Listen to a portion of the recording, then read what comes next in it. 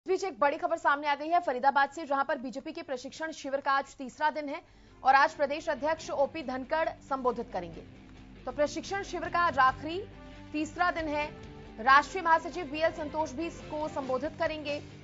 BJP के कई केंद्रीय नेता इसमें शामिल होंगे। हरियाणा कैबिनेट के तमाम मंत्री फरीदाबाद में हैं। हरियाणा बीजेपी के भी सभी बड़े नेता वहां पर मौजूद है। हरियाणा के सभी जिलों के बीजेपी जिला अध्यक्ष भी शामिल हैं।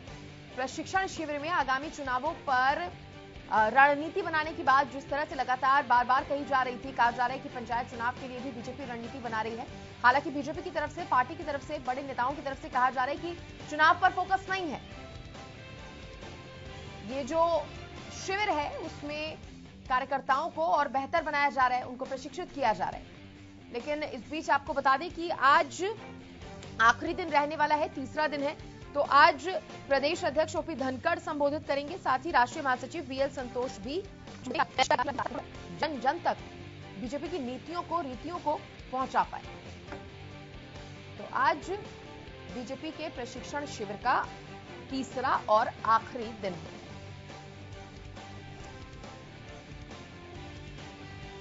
इस तरह से हम नई राइफल्स डेवलप कर रहे हैं, हम एंटी मिसाइल पार जिस तरह से डेवलप कर रहे हैं, जो दुनिया में आज न्यू एज टेक्नोलॉजी है, उनमें से कुछ टेक्नोलॉजीज आज अमेरिका के पास में भी नहीं है, कुछ केवल अमेरिका के पास में या कुछ अमेरिका, रशिया, एकाध देशों के पास में, वो आज भारत निर्माण करने लगा है। निश्चय ही एक कॉन्फिडेंस भी भारत की सेना में बढ़ा है और निश्चय ही एक नई ताकत भी उसके कारण से सृजित है। हरियाणा बीजेपी के प्रयासों पे क्या कहेंगे सर? आपने राष्ट्रीय स्तर पर घूमते हैं, एक प्रयास किया गया है, निश्चित रूप से अभिनंदन के योग्य है। और जिस बेहतरी के साथ में आदरणीय प्रदेश अध्यक्ष जी ने इस 3 दिन के प्रशिक्षण शिविर को आयोजित किया है, जिस तरह के वातावरण में किया है और सभी प्रतिभागियों ने जिस गंभीरता के साथ में विषय को सुना है, मैं भारतीय जनता पार्टी हरियाणा प्रदेश का अभिनंदन करना चाहता हूँ। सर एसवाईएल को लेकर, सर एसवाईएल का मामला कई बार आता है सर, कोर्ट में है, इसलिए उस पर कोई टिप्पणी नहीं करता। उपराष्ट्रपति पद के उम्मीदवार भारतीय जनता पार्टी ऐसी पार्टी है जिसमें सामान्य कार्यकर्ता को जो है उसकी कैपेसिटी बिल्डिंग करते हुए, प्रशिक्षित करते, धीरे धीरे उसमें नेतृत्व के गुणों का विकास करते हुए उसको नेता से राष्ट्रीय नेता ऐसा बनाने की प्रक्रिया निरंतर चलती है। ये भारतीय जनता पार्टी है कि जिसमें सामान्य आदिवासी परिवार में पली बड़ी बेटी वो देश की राष्ट्रपति बन सकती है और सामान्य किसान के परिवार में पैदा हुआ बेटा वो देश का उपराष्ट्रपति बन सकता है। बूथ पर बैठने वाला सामान्य कार्यकर्ता वो देश का राष्ट्रीय अध्यक्ष बन सकता है और चाय बेचने वाले का बेटा वो देश का प्रधानमंत्री बन सकता है। देखिए, सुबह का सत्र नेतृत्व विकास, कार्यकर्ता विकास पर था। इसके बाद का दूसरा सत्र सांस्कृतिक राष्ट्रवाद, कल्चरल नेशनलिज्म, क्योंकि भारत जो राष्ट्र किसी एक राज्य से नहीं बना, भारत यहाँ की कल्चर के कारण एक देश बना है। एजेंडे पर हम 2014 में आए थे। गुजरात मॉडल हमने पूरे देश में बताया था और 19 में हमने कुछ नए मानक खड़े किए, जिसकी चर्चा मैं अभी केंद्र सरकार की उपलब्धियों के रूप में कर रहा था।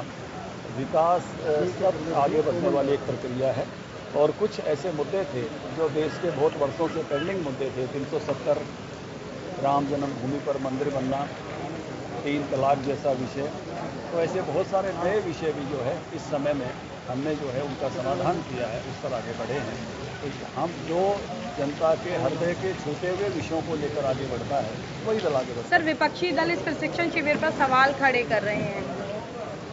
अब विपक्षी दल सवाल भी ना खड़े करें तो क्या करें?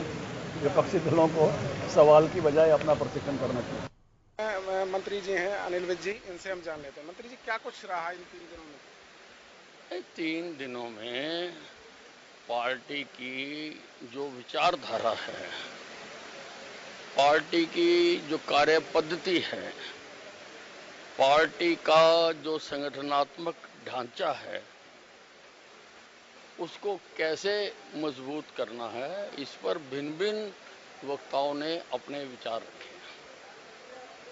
किस तरीके से मजबूती प्रदान करेंगे? 2024 का जो लक्ष्य है कि भाई इंडिपेंडेंट चुनाव लड़ेंगे। नहीं, देखिए, इसमें चुनाव संबंधी कोई चर्चा नहीं हुई है। इसमें तो कार्यकर्ताओं का जो बौद्धिक विकास है उसके बारे में बात हुई है, क्योंकि हम एक विचारधारा वाली पार्टी हैं। तो विचारधारा से सब ओत प्रोत हों, विचारधारा के कारण हम आगे बढ़े, उस पर इसके ऊपर जोर दिया जाता है। तो क्या 2024 में इंडिपेंडेंट लड़ने का कोई नहीं, उसका कोई ऐसा अभी कोई चर्चा नहीं है उसके ऊपर। तो आप सुन सकते हैं कि अनिल विज ने भी साफ तौर पर कहा कि कार्यकर्ताओं को ट्रेंड किया जा रहा है। फरीदाबाद से हरियाणा न्यूज के लिए राजेंद्र दहिया।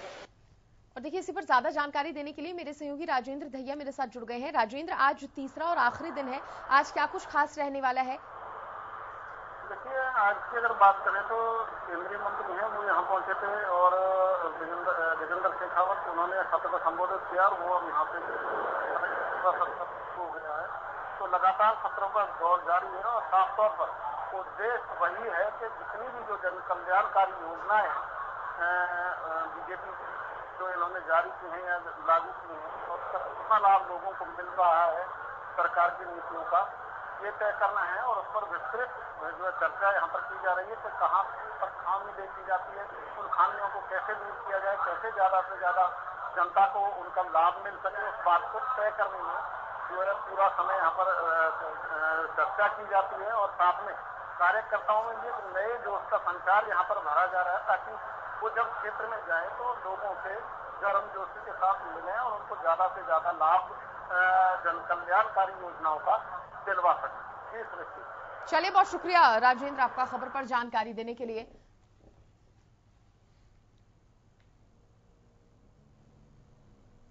तावड़े जी हैं, केंद्रीय मंत्री कृष्णपाल गुर्जर भी हैं और सत्र में शामिल होने के लिए जा रहे हैं। विनोद जी, क्या कुछ रहने वाला है सत्र में?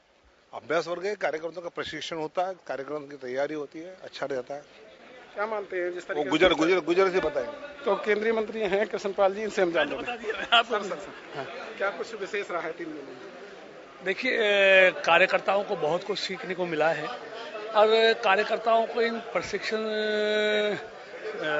कार्यक्रमों में उनको सारे सरकार के कामों से, पार्टी के कामों से, आगामी क्या क्या कार्यक्रम होंगे, आगामी पार्टी के क्या क्या कार्यक्रम करने हैं चुनावों को देखते हुए, इन सब के लिए उनको प्रशिक्षित किया जाता है।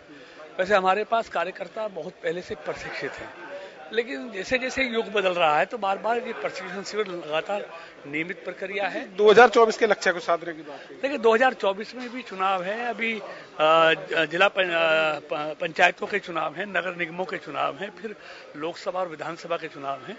सबके विषय में भी चर्चा हो रही है क्या और इन चुनावों में मोदी और मनोहर जी के कार्यों को लेकर जाना है, कार्यकर्ताओं को ध्वज भाग बनना है।